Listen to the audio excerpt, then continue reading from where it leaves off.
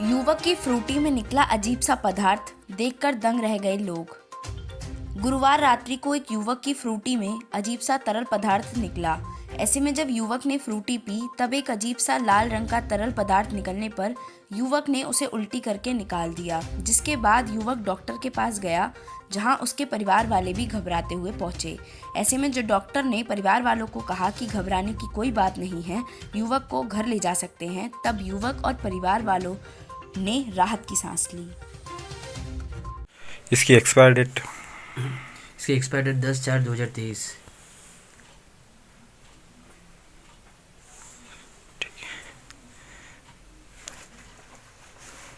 फिर आपने क्या किया? फिर मैंने अब इसको रख रखा अभी तक। फिर मैं दुकानदार के पास गया। उसने बोले ऐसा कई बार निकलता रहता है, लेकिन तो भी मुझे शंका हुई तो मैं हॉस्पिटल जाके आया मैं। अच्छा, तो डॉक्टर ने कितने समय के लिए आपको क्या बोला है? इस समय कुछ नहीं बोला। डॉक्टर ने बोला या तो आप भर्ती हो जाओ या सफाई करा लो या फिर दवाई ले लो। दवाई आप। ठीक है, लेकिन मुझे तो डर लग रहा है कुछ 24 घंटे में ऐसा कुछ रिएक्शन ना हो जाए। ठीक है। मेरा नाम दीपक परियार है। मैं अभी 7:30 बजे 2 फ्रूटी लेके आया था मैं। तो एक फ्रूटी मैंने पी, एक फ्रूटी मेरे फ्रेंड ने पी। मैंने फ्रूटी मेरी ख़त्म कर दी। लास्ट में मैंने नली निकाली, फिर मैंने इसको ऊपर से पीने की कोशिश की। तो जैसे मैंने ऊपर पीने की कोशिश की तो मेरे मुंह में ये कुछ अंदर आया, इस टाइप का कुछ। अभी एक जानवर है, क्या पता क्या है ये। अब ध्यान से देखिए इसको।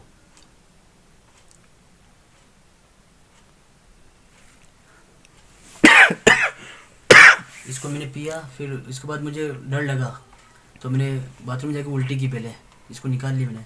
फिर मुझे तो भी शंका हुई तो मैं हॉस्पिटल गया। हॉस्पिटल जाके मुझे डॉक्टर ने बोला या तो आप भर्ती हो जाओ या फिर ये दवाई ले लो। ये पर्ची आपके सामने, ये बड़े MB हॉस्पिटल उदयपुर में ये दवाई लिखी है। ये दवाई लिखी है। क्या हुआ ये? मैं 2 फ्रूटी खरीद के लाया अभी।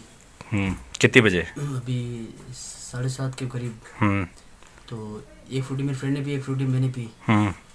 तो फ्रूटी ख़त्म हुई, फिर मैंने नली निकाल के इसको ऐसे मुंह में चूसने की कोशिश की तो मेरे मुंह में ये कुछ ये लाल लाल जो भी कुछ है ये मेरे मुंह में आया। फिर मैंने इसको काट के देखा। हाँ, तो मैंने देखा ये क्या चीज़ है अंदर ये। फिर तो ये आपने पी कहाँ पे? मैंने नीचे रूम में बैठ के, मेरे रूम में बैठ के पी थी। तो फिर ये आपने खोल के कहाँ पर दिखाया? ये मैं पहले दुकान के बाद वहाँ ले गया उसको दिखाना है। क्या बोला उसने? तो वो बोले तो फंगल है कुछ। लेकिन फिर मैं वहाँ पे मुकेश अंबानी के छोटे बेटे अनंत अंबानी ने की सगाई, शामिल हुई बड़ी बड़ी हस्तियां। बीते दिन रिलायंस इंडस्ट्री के मालिक और जाने माने उद्योगपति मुकेश अंबानी के छोटे बेटे अनंत अंबानी ने राधिका मर्चेंट के साथ सगाई कर ली। ऐसे में अनंत अंबानी और राधिका मर्चेंट की तस्वीरें इस समय सोशल मीडिया पर छाई हुई हैं। अनंत अंबानी और राधिका अंबानी की सगाई अंबानी हाउस एंटालिया में ही हुई। इस दौरान पूरा अंबानी परिवार एक साथ जश्न के माहौल में डूबा दिखाई दिया। इस दौरान अंबानी परिवार के फंक्शन में बॉलीवुड, राजनीति, खेल और उद्योग जगत की कई नामी गिरामी हस्तियां शामिल हुईं। इस दौरान सगाई की रस्में गुजराती और हिंदू परंपरा के अनुसार निभाई गईं। आपको बता दें, इससे पहले अनंत अंबानी और राधिका मर्चेंट की रोका सेरेमनी पिछले साल 29 दिसंबर को राजस्थान में हुई थी। उसके बाद इन दोनों की प्री वेडिंग और मेहंदी सेरेमनी की तस्वीरें भी काफ़ी वायरल हुईं। कल इन दोनों की सगाई के अवसर पर गोला धना और चुनरी विदा की रस्में भी पूरी हुईं। अनंत अंबानी और राधिका मर्चेंट की सगाई के दौरान उनकी एंगेजमेंट रिंग एक डॉग लेकर पहुंचा, जो कि बेहद एक अलग नज़ारा था। इस दौरान सगाई से पहले परिवार ने मर्चेंट परिवार का स्वागत आरती और मंत्रोच्चारण आदि के बाद किया। इसके बाद गणेश वंदना के बाद सगाई का फंक्शन शुरू हुआ। उसके बाद अंबानी परिवार ने ग्रेट डांस परफॉर्मेंस दिया और फिर बॉलीवुड की नामी ग्रामी हस्तियों का आना जाना शुरू हो गया। हालांकि अभी इन दोनों की शादी की डेट को लेकर कोई भी जानकारी ऑफिशियल नहीं की गई है, लेकिन उम्मीद है कि जल्द ही अनंत अंबानी और राधिका मर्चेंट शादी के बंधन में बंध जाएंगे। इस अवसर पर अंबानी परिवार को लोगों का बहुत सारा प्यार और शुभकामनाएं भी मिल रही हैं। BN फार्मेसी में वेबिनार का आयोजन। BN कॉलेज ऑफ फार्मेसी में क्लिनिकल इंडिया द्वारा क्लिनिकल रिसर्च और फार्माकोविजिलेंस वेबिनार का आयोजन किया गया। इसमें उपस्थित डॉक्टर और doctor of pharmacy, master of pharmacy और बैचलर ऑफ फार्मेसी के विद्यार्थियों के प्रश्नों का उत्तर मुख्य वक्ताओं द्वारा दिया गया। इसके अलावा वेबिनार में करंट ट्रेंड्स पर भी चर्चा की गई। कार्यक्रम का संचालन डॉक्टर कमल सिंह राठौड़ ने किया। इस दौरान मुख्य स्पीकर निकिता सिंह और interview techniques and resume writing में प्रमुख वक्ता विशाल चौधरी रहे, जिन्होंने विद्यार्थियों को बताया कि इन दिनों फार्माकोविजिलेंस अर्थात रोगी सुरक्षा, क्लिनिकल रिसर्च और क्लिनिकल ट्रायल्स में रोजगार के अवसर बढ़ते जा रहे हैं और यह फील्ड दिनों दिन तरक्की कर रही है। कार्यक्रम में इंटरव्यू टेक्निक्स के बारे में अंतिम वर्ष के विद्यार्थियों को महत्वपूर्ण जानकारियां दी गई। साथ ही उन्हें कवरिंग लेटर और रिज्यूमे कैसे बनाया जाए इसके बारे में भी बताया गया। इस दौरान वेबिनार को क्लिनिकल इंडिया के इंदिरा कुमार, दीक्षा, दीप्ति शर्मा और पृथा जैन ने भी संबोधित किया। इस दौरान pharmacy dean doctor Yuvraj Singh, प्राचार्य doctor Siddhraj Singh, placement director doctor Jitendra Shimali आदि गणमान्य समेत अनेक विद्यार्थी उपस्थित रहे। कुश्ती संघ के अध्यक्ष ब्रजभूषण के खिलाफ महिला खिलाड़ियों ने लगाए गंभीर आरोप, मामले ने पकड़ा तूल। हाल ही में भारतीय पहलवानों द्वारा दिल्ली के जंतर मंतर पर धरना दिया जा रहा है, जिसमें भारतीय पहलवानों ने कुश्ती संघ और उसके अध्यक्ष के खिलाफ मोर्चा खोल दिया।